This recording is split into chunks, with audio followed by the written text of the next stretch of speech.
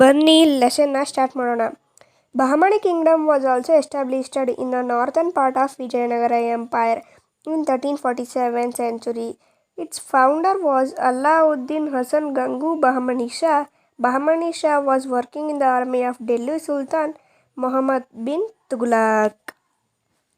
ಅಂದರೆ ಸ್ನೇಹಿತರೆ, ಬಹಮನಿ ಕಿಂಗ್ಡಮ್ಮು ಅದು ವಿಜಯನಗರದ ನಾರ್ತನ್ ಪಾರ್ಟಲ್ಲಿ ಅದು ಎಸ್ಟಾಬ್ಲಿಷ್ಡ್ ಆಗುತ್ತೆ.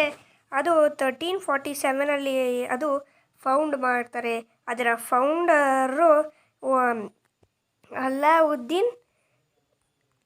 ಅಲಾವುದ್ದೀನ್ ಹಸನ್ ಗಂಗು ಬಹಮನಿ ಶಾ ಅಂತ ಅದರ ಫೌಂಡರ್. ಮತ್ತು ಬಹಮನಿ ಶಾ ಅವನು ಡೆಲ್ಲಿ ಸುಲ್ತಾನ್ಸ್ ಅಲ್ಲಿ ಸೋಲ್ಜರಾಗಿ ವರ್ಕ್ ಮಾಡ್ತಾ ಇರ್ತಾನೆ ಆರ್ಮಿಲಿ.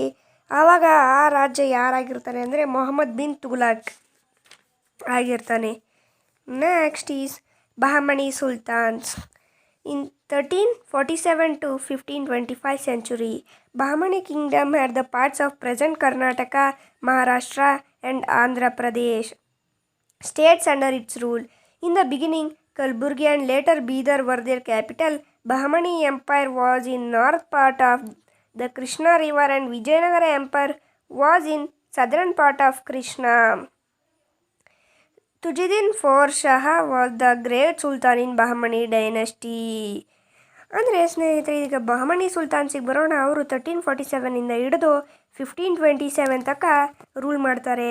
Bahmani Kingdom had the parts of present Karnataka, Maharashtra, Andhra Pradesh States under its rule. ಅಂದರೆ ಬಹಮನಿ ಕಿಂಗ್ಡಮ್ಮು ಪ್ರೆಸೆಂಟ್ ಕರ್ನಾಟಕ, ಮಹಾರಾಷ್ಟ್ರ, ಆಂಧ್ರ ಪ್ರದೇಶಲ್ಲಿ ಎಲ್ಲ ಹರಡ್ಕೊಂಡಿರುತ್ತೆ. ನೆಕ್ಸ್ಟ್ ಇವೆಲ್ಲ ಅದರೊಡೆ ರೂಲಿಗೆ ಬರ್ತವೆ. ಸ್ಟಾರ್ಟಿಂಗು ಕಲಬುರ್ಗಿ, ಆಮೇಲೆ ಬೀದರು ಅದರ ಕ್ಯಾಪಿಟಲ್ ಆಗಿರುತ್ತೆ. ಅದು ನಾರ್ತನ್ ಪಾರ್ಟಲ್ಲಿ ಕೃಷ್ಣ ರಿವರ್ ಹತ್ರ ಇರೋ ನಾರ್ತನ್ ಪಾರ್ಟಲ್ಲಿ ಇರುತ್ತೆ. ಮತ್ತು Vijayanagara empire was in southern part of, ಅಂದರೆ ಕೃಷ್ಣ ರಿವರ್ ಮಧ್ಯದಲ್ಲಿ. ನೆಕ್ಸ್ಟು ಬಹಮನಿ ಸುಲ್ತಾನ್ಸು ನಾರ್ತಲ್ಲಿ, ವಿಜಯನಗರ ಸೌತಲ್ಲಿ ಆ ಥರ ಇರ್ತಾರೆ. ಹೊರಗಡೆ ತುಜಾದೀನ್ ಫಿಜರ್ ಶಾಹ ಅವರೊಬ್ಬ great Sultan Bahmani ಡೈನಸ್ಟಿಲಿ. ತುಜಾನ್ ಫಿರ್ಜೋ Shah 1397 to 1422 century. He was liberal, judicious and believer of God. He made the copies of Quran and edited it for his whole life. He was a writer, encouraged all language, and he was an expert in geometry and theology. He sheltered many philosophers, poets, artists, and had honored them. He established that observatory in Daulatabad, Maharashtra. He proclaimed the beauty of capital Kalburgi. He built a new city called Firozabad on the bank of Bhima River. He gifted many villages to Sufi Saint Bande Nawaz, who arrived in the kingdom during his period. He constructed on the development of ports, and as a result, foreigner trade has encouraged. Muhammad Gaon 1463 to 1481 century. First ನಾವು ಫರೋಜಾ ಶಾಹ ಬಗ್ಗೆ ತಿಳ್ಕೊಳ್ಳೋಣ ಬನ್ನಿ. ಅವನೊಬ್ಬ ಜುಡಿಷಿಯಸ್ಸು, ಲೇಬರರು ಮತ್ತು ದೇವರನ್ನು ನಂಬ್ತಾ ಇದ್ದ. ಅವನು ಕುರಾನನ್ನು ಬಿಟ್ಟು ಸ್ವಲ್ಪ ಅದರೊಳಗಡೆ ಎಡಿಟ್ ಮಾಡ್ಕೊತಾನೆ ತನ್ನ ಹೋಲ್ ಲೈಫಿಗೆ. ಅವನೊಬ್ಬ ರೈಟರು, ಎಲ್ಲ ಲ್ಯಾಂಗ್ವೇಜಲ್ಲೂ ಅವನು ಎನ್ಕರೇಜ್ ಮಾಡ್ತಾನೆ, ಎಕ್ಸ್ಪೋರ್ಟ್ ಮಾಡ್ತಾನೆ. ಅವನೊಬ್ಬ ಜಿಯೋಮೆಟ್ರಿ ಮತ್ತು ಥಿಯೋಲಜಿ. ಅವನು ಎಷ್ಟೊಂದು ಜನಕ್ಕೆ ಆಶ್ರಮ ಅಂದರೆ ಉಳ್ಕೊಳ್ಳೋದಕ್ಕೆ ಜಾಗ ಕೊಡ್ತಾನೆ. ಫಾರ್ ಎಕ್ಸಾಂಪಲ್ ಫಿಲಾಸಫಿಯರ್ಸು, ಪೊಯೆಟ್ಸು, ಆರ್ಟಿಸ್ಟು ಮತ್ತು ಅವ್ರನ್ನೆಲ್ಲ ಹಾನರ್ ಮಾಡ್ತಾನೆ. ಅವನು ಎಷ್ಟೊಂದು ಅಬ್ಸರ್ವೇಟ್ರಿಗಳನ್ನ ಎಸ್ಟಾಬ್ಲಿಷ್ ಮಾಡ್ತಾನೆ. ಅದು ದೌಲತಾಬಾದಲ್ಲಿ, ಮಹಾರಾಷ್ಟ್ರದಲ್ಲಿ. ಈ protect the beauty of capital ಅಂದರೆ ಅವನು ಸ್ವಲ್ಪ ತನ್ನ ಕ್ಯಾಪಿಟಲ್ನ ಬ್ಯೂಟಿನ ಚೇಂಜ್ ಮಾಡ್ತಾನೆ. ಅವನು ಹೊಸ ಸಿಟಿನ ಕಟ್ತಾನೆ, ಫರೋಜಾಬಾದ್ ಅಂತ. ಅದನ್ನು ಭೀಮಾ ರಿವರ್ ಹತ್ರ ಕಟ್ತಾನೆ. ಆಮೇಲೆ ಅವನು ಎಷ್ಟೋ ವಿಲೇಜಸ್ಗಳನ್ನ ಸಫಿ ಸೇಂಟ್ಗಳಿಗೆ ಅಂದರೆ ಸ್ವಾಮೀಜಿಗಳಿಗೆ ಗಿಫ್ಟ್ ಮಾಡ್ತಾನೆ. ಮತ್ತು ಅವನು ಯಾರು ಅವಾಗ ಅವನ ಪೀರಿಯಡಲ್ಲಿ ಬರ್ತಾರೋ ಅವರಿಗೆ ಅದನ್ನು ಗಿಫ್ಟ್ ಮಾಡ್ತಾನೆ. ನೆಕ್ಸ್ಟ್ ಅವನು ಪೋರ್ಟ್ಸ್ಗಳನ್ನ ಕಟ್ತಾನೆ. ಹಾಗಾಗಿ ಆವಾಗ ಫಾರಿನ್ ಟ್ರೇಡರ್ಸ್ಗಳು ಅವನನ್ನು ಎನ್ಕರೇಜ್ ಮಾಡ್ತಾರೆ. Next, Muhammad Gaon. All credits of making Bahmani dynasty great goes to Muhammad Gaon. Basically, he was a prison and worked honestly as a prime minister in the region of Sultanate. Muhammad Shah III. ಅಂದರೆ ಅವನೊಬ್ಬ Bahmani dynasty ತುಂಬ great ಜಾಗಕ್ಕೆ ಹೋಗಬೇಕು ಅಂದರೆ ಅವನೇ ಕಾರಣ. ಯಾಕೆ ಅಂದರೆ ಅವನು ತುಂಬ ಹಾನೆಸ್ಟಾಗಿ ವರ್ಕ್ ಮಾಡ್ತಾ ಇರ್ತಾನೆ ಪ್ರೈಮ್ ಮಿನಿಸ್ಟರ್ ಆಗಿ. Sultanate Muhammad Shah. Prominent Bahmani sultans: Allauddin Hasan Gangu, Bahmani Shah, Firoz Shah, Ahmad Shah and Muhammad Shah. ಅಂದರೆ ಪ್ರಾಮಿನೆಂಟಾಗಿ ಬಹಮನಿ ಸುಲ್ತಾನ ರೂಲ್ ಮಾಡಿದವರು ಇವೆಲ್ಲ ಆಗ್ತಾರೆ. Next, important factors. Muhammad Gaon captured Hubballi, Belagavi and Goa from Vijayanagara Empire. Administration was according to the Islamic laws. He encouraged review and postal service. He fixed tax on the basis of land fertility and irrigation facilities. Tax was collected in cash. ಅಂದರೆ ಮೊಹಮ್ಮದ್ ಗೌನು ಹುಬ್ಬಳ್ಳಿ, ಬೆಳಗಾವಿ, ಗೋವನ ವಿಜಯನಗರ ಎಂಪೈರಿಂದ occupy ಮಾಡ್ಕೋತಾನೆ. Next, ಅಡ್ಮಿನಿಸ್ಟ್ರೇಷನ್ನು Islamic rules ತಕ್ಕಂಗೆ ನಡೀತಾ ಇರುತ್ತೆ. Next, ಅವನು ಎಷ್ಟೊಂದು ಪೋಸ್ಟಲ್ ಸರ್ವೀಸ್ನ ಅವನು ರಿನ್ಯೂ ಮಾಡ್ಕೋತಾನೆ. ಅವನು ಟ್ಯಾಕ್ಸ್ಗಳನ್ನ ಯಾವ ಥರ ಇಕ್ಕಿರ್ತಾನೆ ಅಂದರೆ ಅದು ಲ್ಯಾಂಡ್ ಫರ್ಟಿಲಿಟಿ ಮೇಲಿರುತ್ತೆ. ಕಡಿಮೆ ಫರ್ಟಿಲಿಟಿ ಅಂದರೆ ಕಡಿಮೆ ದುಡ್ಡು, ಜಾಸ್ತಿ ಫರ್ಟಿಲಿಟಿ ಅಂದರೆ ಜಾಸ್ತಿ, ಮೀಡಿಯಮ್ ಅಂದರೆ ಮೀಡಿಯಮ್ ಆ ಥರ ಇಕ್ಕಿರ್ತಾನೆ. ಇರಿಗೇಷನ್ ಫೆಸಿಲಿಟಿ ಮೇಲೆ ಅದು ಡಿಪೆಂಡ್ ಆಗಿರುತ್ತೆ. ಎಲ್ಲ ಟ್ಯಾಕ್ಸೂ ಕ್ಯಾಶಲ್ಲಿ ಕಲೆಕ್ಟ್ ಆಗ್ತಾ ಇರುತ್ತೆ. He remove some taxes which are annoying the people. ಅಂದರೆ ಅವನು ಸ್ವಲ್ಪ ಟ್ಯಾಕ್ಸ್ಗಳನ್ನ ರಿಮೂವ್ ಮಾಡ್ತಾನೆ, ಯಾವ ಜನಗಳಿಗೆ ತುಂಬ ಕಷ್ಟ ಆಗ್ತಾ ಇರುತ್ತೆ ಕಟ್ಟೋದಕ್ಕೆ ಆ ಥರ ಟ್ಯಾಕ್ಸ್ಗಳನ್ನ ಅವನು ರಿಮೂವ್ ಮಾಡ್ತಾನೆ. As a philosopher himself Muhammad Gawan founded madrasa university in Bidar. ಅಂದರೆ ಅವನೊಬ್ಬ ಫಿಲಾಸಫಿಯರ್ ಆಗಿರ್ತಾನಲ್ಲ, ಸೊ ಹಾಗಾಗಿ ಮೊಹಮ್ಮದ್ ಗೌನು ಒಂದು ಮಾದರಸ ಯೂನಿವರ್ಸಿಟಿನ ಬೀದರಲ್ಲಿ ಕಟ್ತಾನೆ. It encouraged Islamic religion and legal education. ಅದರೊಳಗೆ ಇಸ್ಲಾಮಿಕ್ ಮತ್ತು ಲೀಗಲ್ ಎಜುಕೇಷನ್ ಕೂಡ ಹೇಳ್ಕೊಡ್ತಾ ಇರ್ತಾರೆ. Astronomy, mathematics, history were being study here. ಅಂದರೆ ಇವನ್ನೆಲ್ಲನೂ ಅಲ್ಲಿ ಕಲಿತಾ ಇರ್ತಾರೆ. Free education and hostel facilities were provided. ಅಂದರೆ ಆ ಎಜುಕೇಷನ್ ಫ್ರೀ ಆಗಿರುತ್ತೆ, ಆ ಹಾಸ್ಟೆಲ್ ಕೂಡ ಅಲ್ಲಿರುತ್ತೆ. Around 300 manuscripts were in the library of madrasa. ಸುಮಾರು 3000 ಇನ್ಸ್ಕ್ರಿಪ್ಷನ್ಸ್ಗಳು ಮಾದರಸದ ಲೈಬ್ರರಿಯಲ್ಲಿ ಇರುತ್ತೆ. Muhammad Gaon contributed a lot in making the Bahmani kingdom great. Religious leaders were jealous of his fame and conspirated to him murder, and the Gaon's thumb is written that inkept Gaon was killed. ಅಂದರೆ Muhammad gown ತುಂಬ ಕಷ್ಟಪಡ್ತಾನೆ ಬಹಮನಿನ ಒಂದು ದೊಡ್ಡದಾದ empire ಮಾಡೋದಕ್ಕೆ. ಆದರೆ ಅವನ Gawan's tomb is return that insufficient Gawan was killed. ಅಂದರೆ ಅವನ ತಂಬು ಅವನನ್ನು ಸಾಯಿಸ್ಬಿಡುತ್ತೆ. ಸೆಕ್ರೆಟಲ್ Centrobetes. Education. Bahmani Sultans encouraged Islamic education, connecting of Quran as a part of education. Kalaburgi, Bidar, Elachpur and Daulatabad and others were the Islamic educational centers. During the region, poor people or Arapex were provided free food and shelter, and scholarship were given to students in Madarasa. Quran philosophy and principles of Sufism through taught in the school. Literary activities were generally encouraged by Bahmani Sultans, and they shelter many philosophers, poets and writers. Faroza, Muhammad Shah II, Muhammad Gaon were writers and minister poets. During their region, Persian, Arabic and Urdu literature were developed. Great sufficient and written Bandar Nawaz belonged to their period. The language that they foreigners used became famous as Dakkani. Later it developed as a Urdu language. Education ಅವರು ತುಂಬ ಬಹಮನಿ ಸುಲ್ತಾನ್ಸು ತುಂಬ ಎಜುಕೇಷನ್ಗೆ ತುಂಬ concentrate ಮಾಡ್ತಾ ಇರ್ತಾರೆ. ಕುರಾನಲ್ಲಿರೋ education ಅದರೊಳಗೆ ಇರ್ತಾರೆ. ಕಲಬುರ್ಗಿ, ಬೀದರು, ಎಲಚ್ಪುರ್ ಮತ್ತು ದೌಲತಾಬಾದ್ ಅವಕ್ಕೆಲ್ಲ ಮೇನ್ ಸೆಂಟರ್ಸ್ ಆಗಿ ಕೆಲಸ ಮಾಡ್ತಾ ಇರುತ್ತೆ. ನೆಕ್ಸ್ಟು ಕಡಿಮೆ ಜನ ಅಂದರೆ ಬಡವರಿಗೆ ಅಲ್ಲಿ ಫ್ರೀಯಾಗಿ ಫುಡ್ಡು ಮತ್ತು ಶೆಲ್ಟರ್ ಎರಡೂ ಸಿಗ್ತಾ ಇರುತ್ತೆ ಮತ್ತು ಸ್ಕಾಲರ್ಶಿಪ್ಪು ಕೂಡ ಸಿಗ್ತಾ ಇರುತ್ತೆ.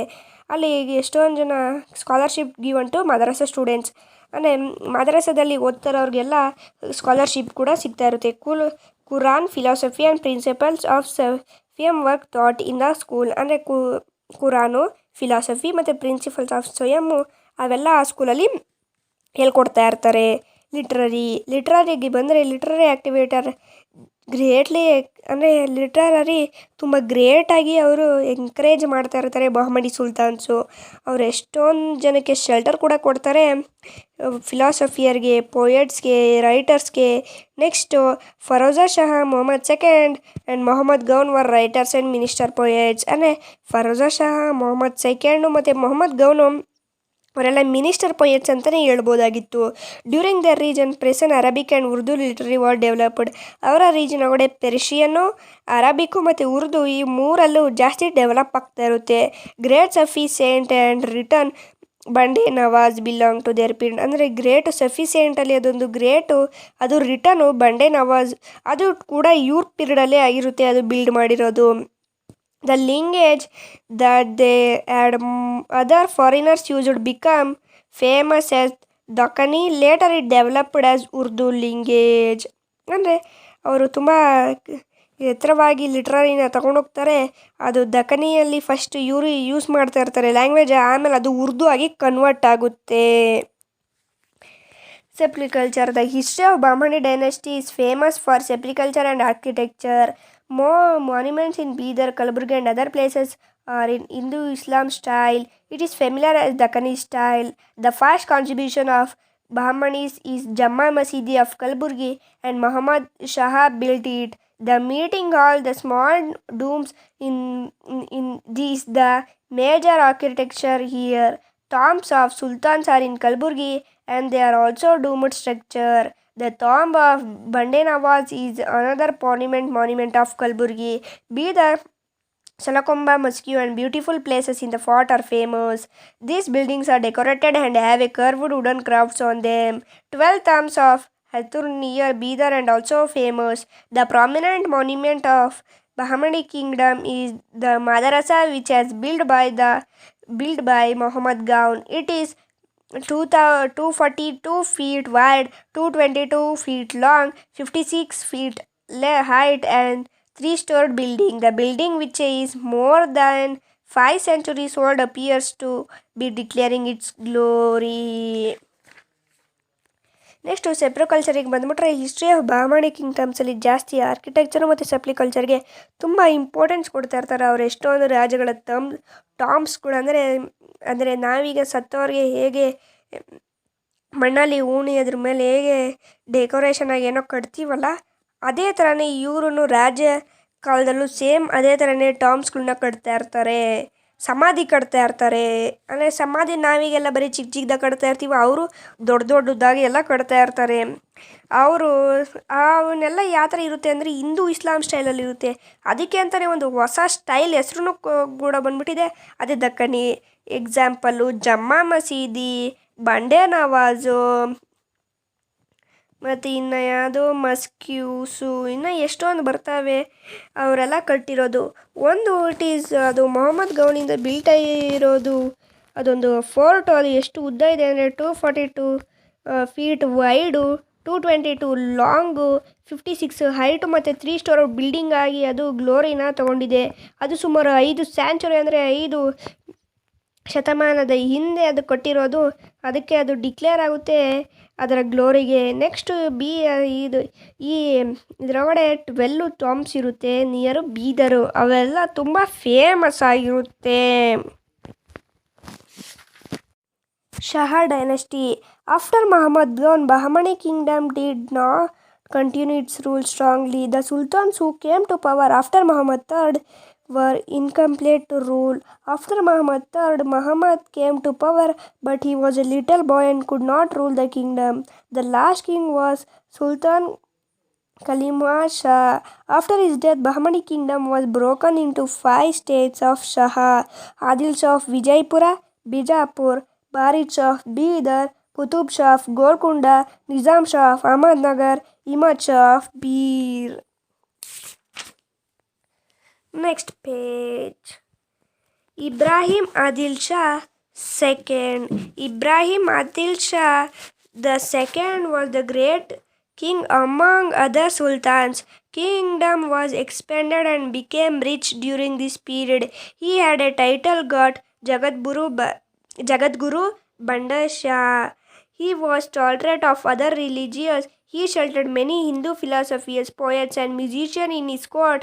He renovated Datta temple in his fort and encouraged puja rituals. He worked for a centuries army of Hindu Muslim. He wrote a book called Kutubi Navaras. He tried to make his music popular among Muslims. The book religious with worship the gods like Ganapati, Saraswati, Bhairava and others. He himself was a great musician. Ibrahim Roza, which is famous for its architecture, was built by him. Ibrahim Adil Shah ಅವನೊಬ್ಬ second great king among ಎಲ್ಲ ಸುಲ್ತಾನ್ಗಿಂತ ಅವನೊಬ್ಬ great king. ಅವನು ತನ್ನ ಕಿಂಗ್ಡಮ್ನ expend ಮಾಡ್ತಾನೆ ಮತ್ತು ಆ ಪೀರಿಯಡಲ್ಲಿ ಆ Kingdom ತುಂಬ ರಿಚ್ ಆಗಿ ಬೆಳೆಯುತ್ತೆ. ಅವನಿಗೆ ಒಂದು ಟೈಟಲ್ ಕೂಡ ಸಿಗುತ್ತೆ, ಅದೇ ಜಗದ್ಗುರು ಬೆಂಡದೀಶ. ಮತ್ತು ಅವನು ಎಲ್ಲ ರೀಜನ್ಸ್ನು ಒಂದೇ ಥರ ಈಕ್ವಲ್ ಆಗಿ ನೋಡ್ತಾ ಇರ್ತಾನೆ. ಎಷ್ಟೊಂದು ಹಿಂದೂ ಫಿಲಾಸಫಿಯರ್ಸ್ಗೆ, ಪೊಯೆಟ್ಸ್ಗೆ, ಮ್ಯೂಸಿಷಿಯನ್ಗೆ ಅವನು ವಾಸ ಮಾಡೋದಕ್ಕೆ ಜಾಗ ಕೊಡ್ತಾನೆ. ಮತ್ತು ಅವನು ಎಷ್ಟೊಂದು ದತ್ತ ಟೆಂಪಲ್ಸ್ಗಳನ್ನ ರಿನ್ಯೂವೇಟ್ ಮಾಡೋದಕ್ಕೆ ಬಿಟ್ಕೊಡ್ತಾನೆ, ಪೂಜೆ ಮಾಡೋದಕ್ಕೂ ಬಿಟ್ಕೊಡ್ತಾನೆ. ನೆಕ್ಸ್ಟ್ ಅವನು ಕುತುಬಿ ನವರಾಸ್ ಅದನ್ನು ಮ್ಯೂಸಿಕ್ನ ಪಾಪ್ಯುಲರ್ ಮಾಡ್ತಾನೆ ಮುಸ್ಲಿಮ್ಸ್ ಒಳಗಡೆ. ಅವನು ಆ ಬುಕ್ಕನ್ನು ಸ್ಟಾರ್ಟಿಂಗ್ ಮಾಡಬೇಕಾದ್ರೆ ಹಿಂದೂ ಗಾಡ್ಸ್ಗಳ್ನ ಎಕ್ಸಾಂಪಲ್ಲು ಗಣಪತಿ, ಸರಸ್ವತಿ, ಭೈರವ ಮತ್ತು ಇನ್ನು ಹಲವಾರು ದೇವರುಗಳ್ನ ಅವನು ಪ್ರೇರಣೆ ಮಾಡಿ ಆಮೇಲೆ ಬುಕ್ನ ಬರೆಯೋದಕ್ಕೆ ಸ್ಟಾರ್ಟ್ ಮಾಡ್ತಾನೆ. ಆವಾಗ ಇಬ್ರಾಹಿಂ ರೋಜಾ ಅದೊಂದು ತಾಜ್ ಮಹಲ್ ಆಫ್ ಸೌತ್ ಇಂಡಿಯಾನೇ ಅನ್ಬೋದು, ಅದು ಕೂಡ ಅವನೇ ಕಟ್ಟಿದ್ದು. Bidar Shah of Barid Shah of Bidar. When Bahmani state was segregated into many provinces, Bidar Shah ruled Deccan, Bidar and another religions around it. Quzam Barid was the founder of the dynasty.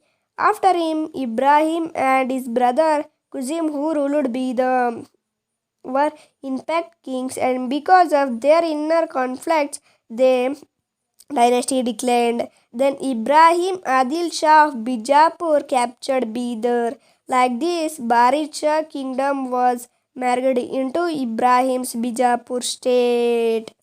ಅಂದರೆ ಬಾರಿದ್ ಶಾಗ್ ಬಂದರೆ ಯಾವಾಗ ಬಹಮಣಿ state separate ಆಗುತ್ತೋ ಆಗ ಇದು ಒಂದು separate ಆಗಿರುತ್ತೆ ಭಾಗ.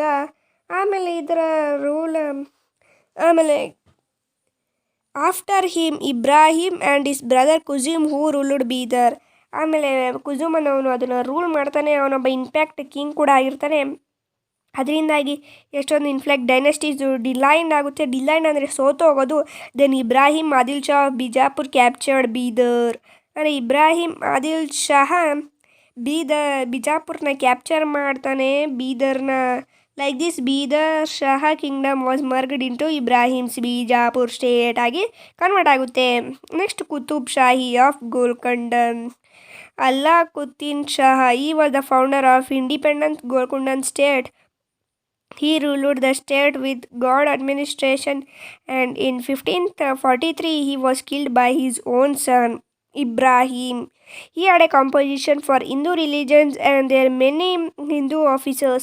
In his administration during his ruling, he made Golcondan a beautiful city. He changed his capital from Golcondan to Hyderabad in 1589 century. After him, Abdul Qutub Shah, Abdul Hassan and others came to power, but they were incomplete kings and later Golcondan surrendered to Mughals. ಅಂದರೆ ಈಗ ಈ ಕುತುಬ್ ಶಾಹ ಕಡೆಗೆ ಬಂದ್ಬಿಡೋಣ. ಅವನೊಬ್ಬ ಕುತುಬ್ ಶಾಹ ಅವನು founder ಆಗಿರ್ತಾನೆ ಗೋಲ್ಕೊಂಡನ್ ಸ್ಟೇಟಿಗೆ. ಅವನು god ಅಡ್ಮಿನಿಸ್ಟ್ರೇಷನಿಂದ rule ಮಾಡ್ತಾ ಇರ್ತಾನೆ. ಇನ್ನು 1543ಯಲ್ಲಿ ತನ್ನ ಸ್ವಂತ ಮಗನಿಂದನೇ ಅವನು ಕಿಲ್ ಆಗ್ತಾನೆ. ಇಬ್ರಾಹಿಂ ಅವನ್ನ ಕಿಲ್ ಮಾಡಿದ್ದು ಅವನು ಗೋಲ್ಕೊಂಡನ ಒಂದು ಬ್ಯೂಟಿಫುಲ್ ಸಿಟಿಯಾಗಿ ಚೇಂಜ್ ಮಾಡ್ತಾನೆ. He changed his capital from Golconda to Hyderabad in 1589. After him, Abdul Qutub Shah, Abdul Hassan and others came to power. ಆಮೇಲೆ ಅವನು ಅಬ್ದುಲ್ ಕುತುಬ್ ಶಹಾ ಮತ್ತು ಅಬ್ದುಲ್ ಹಸನ್ ಬರ್ತಾರೆ. ಆಮೇಲೆ ಅದು ವೀಕ್ ಆಗೋಗುತ್ತೆ. ಗೋಲ್ಕೊಂಡನ್ನು ಸರೌಂಡೆಡ್ ಮೊಘಲ್ಸಿಗೆ ಸರೌಂಡ್ ಆಗೋಗುತ್ತೆ. Next page Nizam Shah of Ahmadnagar. Nizam Shah of ಅಹಮದ್ನಗರ್ಗೆ ಬಂದರೆ in 1490 century Malik Ahmad, who was a chief of Jannur province, founded his own state of Ahmadnagar and established Nizam Shah dynasty. He took Daulatabad under his control and expanded empire. After him, Baruna, Hassan, Nizam Shah, Mataraza, he were sultans just for namesake. With the death of Chand Biba, Ahmadnagar declined. And later in 1636 century, during the period of Shah Jahan, Mughal king Ahmadnagar was merged into Mughal state. ಅಂದರೆ ನಿಜಾಮ್ ಅಹಮದ್ ಶಾಹ ಬಂದುಬಿಟ್ರೆ ಅದು 1490 ಹಿಮಲಿಕ್ಕೆ ಆಗಿ convert ಆಗುತ್ತೆ. ಅಲ್ಲಿ ಅವನು rule ಮಾಡ್ತಾ ಇರ್ತಾನೆ. ಆಮೇಲೆ ದೌಲತಾಬಾದನ ಅವನ ಕಂಟ್ರೋಲಿಗೆ ತೊಗೊಂಡು ಅವನ ಎಕ್ಸ್ಪೆಂಡ್ ಮಾಡ್ತಾನೆ ಅವನ ಎಂಪೈರ್ನ. ಆಮೇಲೆ Ibrahim Hasan Nizam Shah just for name sake ಅವರೆಲ್ಲ ತುಂಬ ಬರೀ ನೇಮ್ ಸೇಕಿಗೆ ಅಷ್ಟೇ ರೂಲ್ ಮಾಡ್ತಾರೆ. ನೆಕ್ಸ್ಟ್ ಆದಮೇಲೆ ಅವನ ಡೆತ್ ಆದಮೇಲೆ ಚಂದಿ ಬಿಬಿ ಅಹಮದ್ನಗರ್ ಡಿಕ್ಲೈನ್. ಆಮೇಲೆ ಅವರೆಲ್ಲ ಸತ್ತಾದಮೇಲೆ ಅಹಮದ್ನಗರ್ ಡಿಕ್ಲೈನ್ ಆಗಿರುತ್ತೆ. ಆಮೇಲೆ 1636 ಡ್ಯೂರಿಂಗ್ ಶಹಾಜಹಾನ್ ರೂಲ್ ಮಾಡ್ಬೇಕಾದ್ರೆ ಮೊಘಲ್ ಕಿಂಗ್ಗಳು ಬಂದು ಅಹಮದ್ನಗರನ ತನ್ನ ಕಂಟ್ರೋಲಿಗೆ ತೊಗೊಂಡು ಮೊಘಲ್ ಸ್ಟೇಟಿಗೆ ಕನ್ವರ್ಟ್ ಮಾಡ್ಕೊಬಿಡ್ತಾರೆ. Next Himmat Shah of Berar. After the fall of Bahmani kingdom, 5 sultan states came to exist. Himmad Shah dynasty of Berar is one among them. It is situated between Ping Gangu and Vinu Ganga rivers at Varda, Tapati to north of Bidar. In 1490, Futulat founded this dynasty. Elachpur was their capital. Futullah had a title called Ibdahil Usla Malk. After his death in 1504 century, his son Abdul Himmad Shah came to power.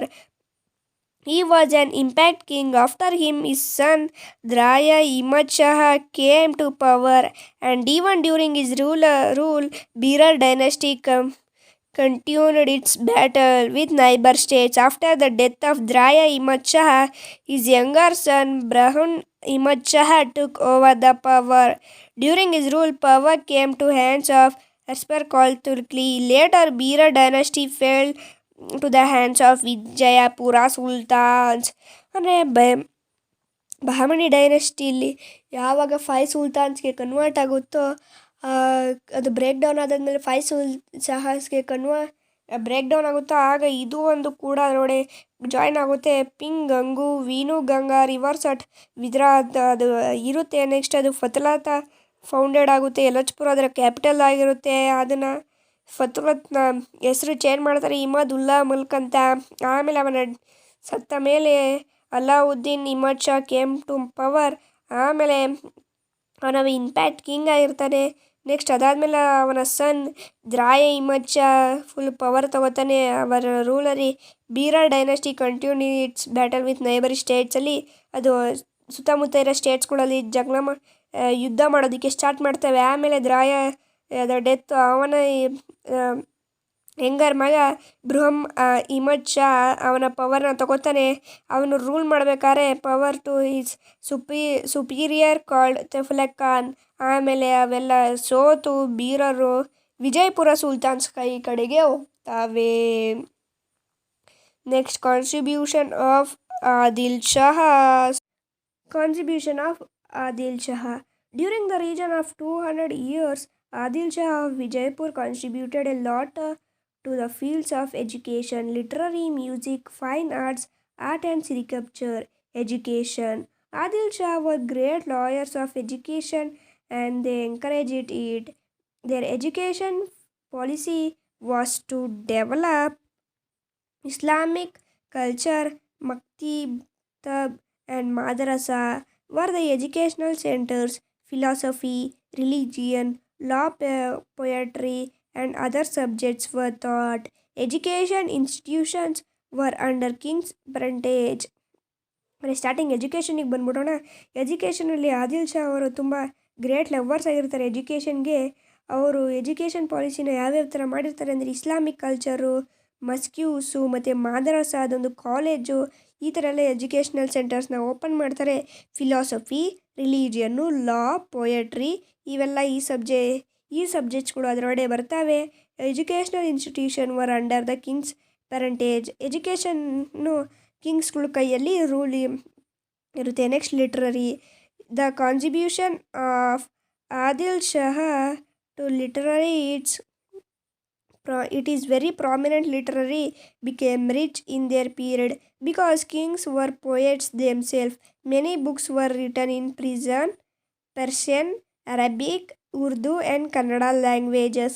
ಅಂದರೆ ಲಿಟ್ರರಿಗೆ ಬಂದುಬಿಟ್ರೆ ಆದಿಲ್ ಶಾ ಅವರು ತುಂಬ ಅದನ್ನು ಪ್ರಾಮಿನೆಂಟಾಗಿ ಅದನ್ನು work ಮಾಡ್ತಾ ಇರ್ತಾರೆ. ಯಾಕಂದರೆ ಪ್ರತಿಯೊಬ್ಬ ರಾಜನೂ ಅಲ್ಲಿ ಪೊಯೆಟ್ಸ್ಗಳೇ ಆಗಿರ್ತಾನೆ. ಎಷ್ಟೊಂದು ಬುಕ್ಸ್ಗಳು ಬರೆದಿರ್ತಾರೆ. ಅದೇ ಪೆರ್ಷಿಯನಲ್ಲಿ, ಅರಬಿಕಲ್ಲಿ, ಉರ್ದು ಮತ್ತು ಕನ್ನಡ ಭಾಷೆಯಲ್ಲೂ ತುಂಬ ಬುಕ್ಸ್ಗಳನ್ನ ಬರೆದಿರ್ತಾರೆ. Music. ಉಸಫಿ Ali Adil Shah and Ibrahim Adil Shah II were great musicians. Ibrahim Adil Shah work Kutub-i-Navaras was the great work in music. He opened a music school. Women of royal and rich families were interested in music. ಅಂದರೆ ಅವನು ಆಸಿಫ್ ಅಲಿ ಶಾ ಮತ್ತು Ibrahim Adil Shah second ಅವೆಲ್ಲ ತುಂಬ great musicians ಕೂಡ ಆಗಿರ್ತಾರೆ. ಇಬ್ರಾಹಿಂ ಆದಿಲ್ ಶಾ ಅದು ಒಂದು work ಕುತುಬ್-ಇ-ನವರಾಸ್ ಅದೊಂದು ಗ್ರೇಟ್ ಮ್ಯೂಸಿಕ್ ವರ್ಕಾಗಿ ಕೂಡ ಇರುತ್ತೆ. ಅದರಿಂದಾಗಿ ಅವನು ಮ್ಯೂಸಿಕ್ ಸ್ಕೂಲ್ನ ಕೂಡ ತೆಗಿತಾನೆ. ಅದು ಹುಡುಗಿರಿಗೆ ಮತ್ತು ರಾಯಲ್ ಮತ್ತು ರಿಚ್ ಆಗಿರೋ ಫ್ಯಾಮಿಲೀಸ್ಗಳಿಗೆ ಅದರೊಳಗೆ ಇಂಟ್ರೆಸ್ಟ್ ಬರುತ್ತೆ. Fine arts. Ibrahim second was A fine artist. His court had many Persian artists. Beautiful paintings of flowers, plants, creeper and other nature scenes were painted on their houses, walls of mosques and floors. These paintings helped to know reference instead of those of the people. Art and caricature. ಅಂದರೆ fine ಆರ್ಟಿಸ್ಟ್ಗಳಲ್ಲಿ ಎಷ್ಟೊಂದು ಜನ fine ಆರ್ಟಿಸ್ಟ್ಗಳು ಇರ್ತಾರೆ. ಅವರ ಕೋರ್ಟಲ್ಲಿ ಅವರೆಲ್ಲ ಜಾಸ್ತಿ ಫ್ಲವರ್ಸ್ಗಳು, ಪ್ಲ್ಯಾಂಟ್ಸ್ಗಳು ಮತ್ತು ಇನ್ನೂ ಹಲವಾರು ನೇಚರ್ ಸೀನ್ಗಳು ಬಿಡಿಸ್ತಾ ಇರ್ತಾರೆ. ಮತ್ತು ಹೌಸಸ್ ಕೂಡ ಅವ್ರನ್ನ ಪೇಂಟ್ ಮಾಡ್ತಾ ಇರ್ತಾರೆ. ಅವರು ತುಂಬ ಪೇಂಟಿಗೆ ತುಂಬ ಪ್ರಾಮುಖ್ಯತೆಯನ್ನು ಕೊಡ್ತಾರೆ. ಎಷ್ಟೊಂದು ಪೀಪಲ್ ಕೂಡ ಅದನ್ನು ಖರೀದಿ ಮಾಡ್ತಾರೆ. ನೆಕ್ಸ್ಟು ಫೋರ್ಟಿಗೆ ಬರ್ಬಿಡೋಣ. The fort of Bijapur is a big one and it is 96 ಬೇಸಿಸ್ಟ್. The dome which were built on the fort and 6 main entrances. ಅಂದರೆ ಫೋರ್ಟ್ ಕಡೆಗೆ ಬಂದುಬಿಟ್ರೆ ಬಿಜಾಪುರಲ್ಲಿ ಒಂದು ಒಂದು ಬಿಗ್ ಒನ್ 96 ಬೇಸ್ಟೆನ್ಸಲ್ಲಿ ಅದು ಕ್ರಿಯೇಟ್ ಆಗಿದೆ. ಅಂದರೆ ದೊಡ್ಡ ಡೂಮ್ ಅಂದರೆ ಮೇಲೆ ಅಂದರೆ ಬಿಲ್ಡಿಂಗ್ ಮೇಲೆ ಒಂದು ದೊಡ್ಡದಾಗಿ ರೌಂಡಾಗಿರುತ್ತಲ್ಲ ಅದನ್ನು ನಾವು ಡೂಮ್ ಅಂತ ಕರಿತೀವಿ. 6 ಮೇನ್ ಎಂಟ್ರೆನ್ಸ್ ಕೂಡ ಇದೆ. ಪ್ಯಾಲೇಸಸ್. ಗಂಗನ್ ಮಹಲ್, ಮೆತರಹ ಮಹಲ್ ಇವೆರಡು ಪ್ಯಾಲೇಸಸ್ ಆಗಿ ಇದೆ. In 1620 Ibrahim Adil Shah built it has 3 stair towers. First Gagan ಮಹಲಿಗೆ ಬಂದ್ಬಿಟ್ರೆ ಇದು ಇಬ್ರಾಹಿಂ ಆದಿಲ್ ಶಾ ಅವನು ಬಿಲ್ಡ್ ಮಾಡ್ತಾನೆ. ಅವನು 3 ಸ್ಟೋರ್ ಟವರ್ಸಲ್ಲಿ ಅದನ್ನು ಕಟ್ತಾನೆ.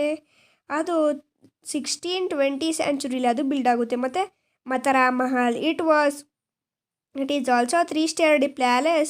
Ibrahim Adil Shah II built it.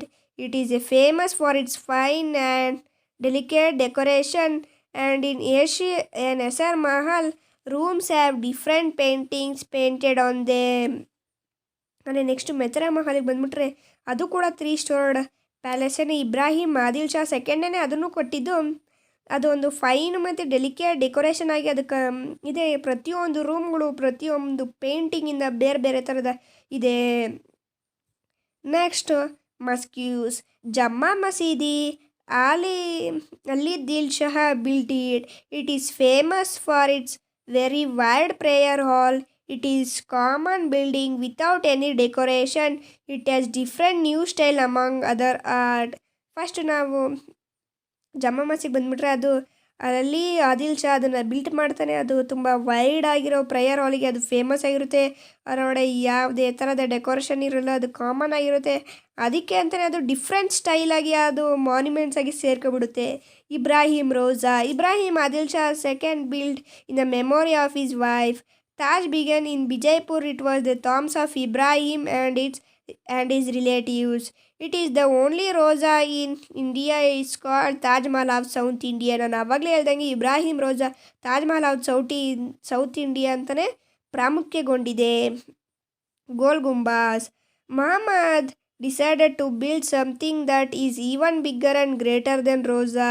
He built Gol Gumbaz, a doomed tomb in 1656 century at Bijapur. It has a big dome with a whispering chamber inside. It has a fine example for technology of that time. It is the second largest dome in the world and the first largest dome in India. ಅಂದರೆ ಗೋಲ್ ಗುಂಬಾಸು ತನ್ನ ಡೂಮಿಗೆ ಅದು ತುಂಬ ಪ್ರಸಿದ್ಧವಾಗಿದೆ. ಯಾರು ಅಂದರೆ ಅದನ್ನು build ಮಾಡೋದಕ್ಕೆ try ಮಾಡಿದ್ದು ಮೊಹಮ್ಮದ್ದು. ಇಬ್ರಾಹಿಂ ರೋಜಾಗಿಂತ ಅದು ಇನ್ನೂ ಡಿಫ್ರೆಂಟಾಗಿ ಇರಲಿ ಅಂತ ಅವನು ಇದನ್ನು ಬಿಲ್ಡ್ ಮಾಡ್ತಾನೆ 1656 ಬಿಜಾಪುರಲ್ಲಿ. ಆಮೇಲೆ ಅದೊಂದು ಎಕ್ಸಾಂಪಲ್ ಆಗಿರುತ್ತೆ ಆಗಿನ ಟೆಕ್ನಾಲಜಿನ ಯೂಸ್ ಮಾಡೋದಕ್ಕೆ. Next other important monuments. Barakaman, ಬೀದಾ ಕಮನ್, ಅಹಮದ್ ಮಹಲ್, ಉತ್ತಲ್ ಬಿರಾಪುಜ್, ತಾಜ್ ಬಿದನ್, ಚೌದೆ ಬಿದನ್ and other monuments are important ones. ಇವೆಲ್ಲ ಅದು ಇಂಪಾರ್ಟೆಂಟ್ ಮಾನ್ಯುಮೆಂಟ್ಸ್ ಕೂಡ ಆಗಿದೆ. ಸೊ ಸ್ನೇಹಿತರೆ, ಇಲ್ಲಿಗೆ ಈ ಲೆಸನ್ ಮುಕ್ತಾಯಗೊಂಡಿದೆ. ಲೆಸನ್ ನೇಮ್ ಏನು ಅಂದರೆ ಬಹಮಣಿ ಆದಿಲ್ ಶಾ ಮುಕ್ತಾಯಗೊಂಡಿದೆ. ಇದರ ಕ್ಲಾಸ್ ವರ್ಕ್ ಮತ್ತು ಟೆಕ್ಸ್ಟ್ ಬುಕ್ ಎರಡೂ ಬೇಕು ಅಂದರೆ ಡಿಸ್ಕ್ರಿಪ್ಷನಲ್ಲಿ ಕೊಟ್ಟಿದ್ದೀನಿ, ಹೋಗಿ ಚೆಕ್ ಮಾಡ್ಕೊಳ್ಳಿ. ಮತ್ತು ನೀವಿನ್ನು ನಮ್ಮ ಚಾನಲ್ಗೆ ಸಬ್ಸ್ಕ್ರೈಬ್ ಮಾಡಿಲ್ಲ ಅಂದರೆ ಈ ಕೂಡ ಹೋಗಿ ಸಬ್ಸ್ಕ್ರೈಬ್ ಮಾಡಿ. ಅದರ ಪಕ್ಕದಲ್ಲಿರೋ ಬೆಲ್ ಐಕನ್ನ ಕ್ಲಿಕ್ ಮಾಡಿದರೆ ನಿಮಗೆ ಲೇಟೆಸ್ಟ್ ವೀಡಿಯೋಸ್ನ ನೋಟಿಫಿಕೇಷನ್ ಸಿಗುತ್ತೆ. ಮತ್ತು ಈ ವಿಡಿಯೋ ನಿಮಗೆ ಹೇಗೆ ಅನಿಸ್ತು ಅಂತ ಕಮೆಂಟಲ್ಲಿ ಕಮೆಂಟ್ ಮಾಡಿ. ಈಗ ಕೋವಿಡ್-19 time, stay home, stay safe, ಮಾಸ್ಕ್ನ ಧರಿಸಿ, ಅಗತ್ಯವಿದ್ದರೆ ಮಾತ್ರ ಮನೆಯಿಂದ ಹೊರಗಡೆ ಹೋಗಿ ಸಾಮಾಜಿಕ ಅಂತರವನ್ನು ಕಾಯ್ದುಕೊಳ್ಳಿ ಅಂತ ಹೇಳ್ತಾ ಈ ವಿಡಿಯೋನ ಇಲ್ಲಿಗೆ ಮುಗಿಸ್ತಾ ಇದ್ದೀನಿ. So till then it's me Karan Gowda N signing off. See you, ಟಾಟಾ, ಬೈ ಬಾಯ್.